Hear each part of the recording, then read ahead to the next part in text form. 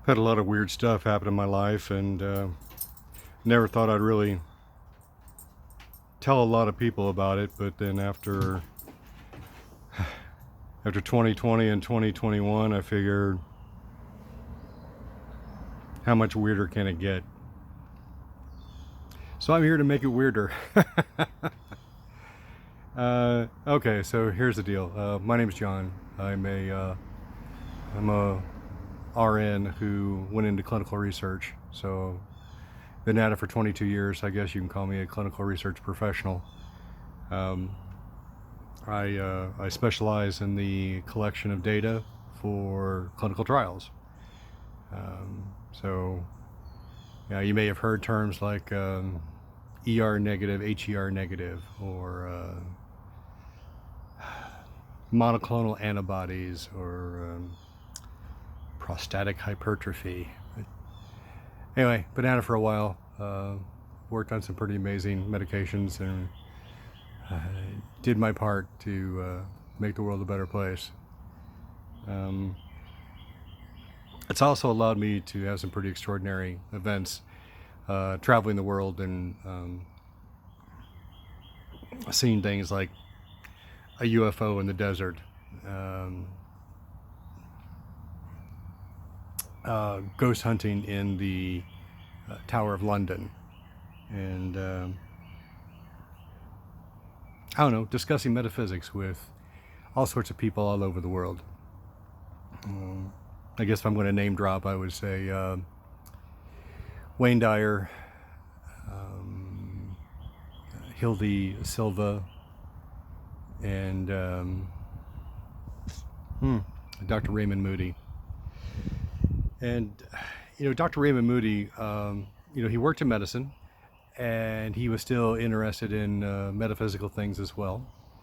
And he was so curious about the experiences people had after having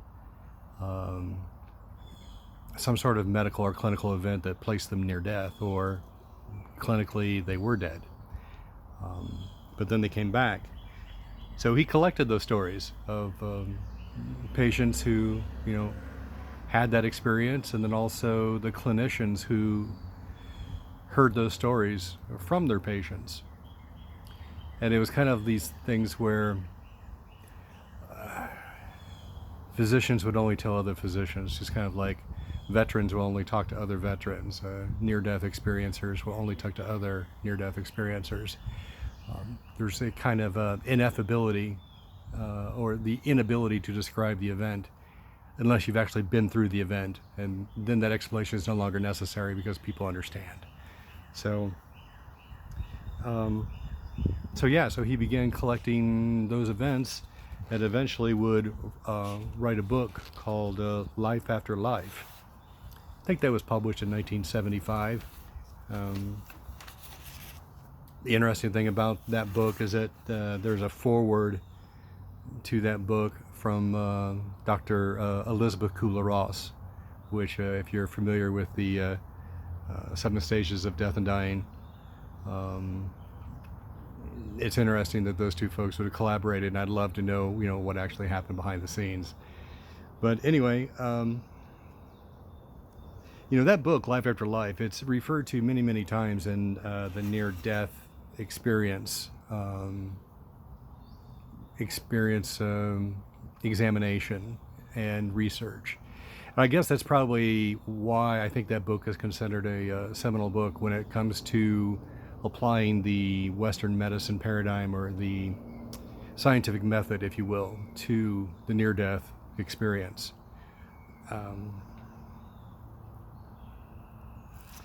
I've kind of become a collector of experiences too. Some of them were planned, and some of them were not. But so I've collected these experiences, and I guess the difference is that where Dr. Moody was collecting the oral tradition, and it may be that person who experienced it, he could have been right at the source. But even then, experience is An experience is filtered by the perception of reality that person has. And maybe get a little ahead of myself. Anyway, so rather than collect oral traditions and kind of make that my story, I decided I would make my story actually going out and having that experience. And the first couples were deliberate, mindful, intentional. I was looking at astral projection, or if you're more comfortable with the term remote viewing, we'll go with that. I was also looking at Reiki, and I was also looking at spirit communication. And that happened at 9, so I really wasn't versed on a whole lot of terminology and experience and knowledge.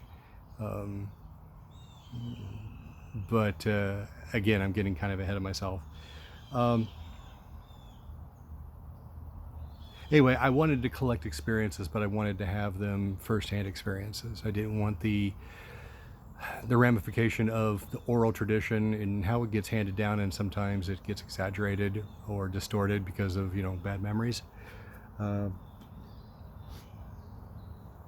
But it's like, you can read about baking a cake from 4 or 5 authors and then decide to make your own spin on it, or you can actually try to bake a cake and write about that experience. And I elected to do both. Okay, so here we go. So some of the experiences that I've collected so far have been a near-death experience, shared near-death experience, past life regression, Reiki as one modality of energetic medicine.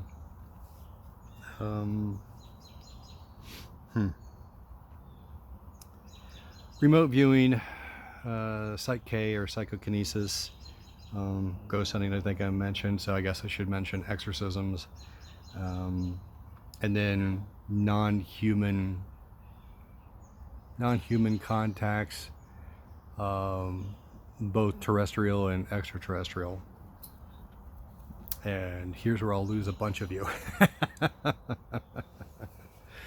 If you don't have that weird uncle in the family that's like the conspiracy theorist and the one that's always got that weird story in their back pocket, if you don't have that, I'd like to apply for that position within your tribe. But aside from that, I've got some other stories too that just kind of made life interesting. Being arrested by Russian police, going through bankruptcy, being invited to the NFL Combine. What else? I sang for the President of the United States. So anyway, a lot of weird shit. And so one of the things that I want to do is not so much teach classes, but just talk about these things and let people know that there's a lot more possible than what you may think. Thanks for listening.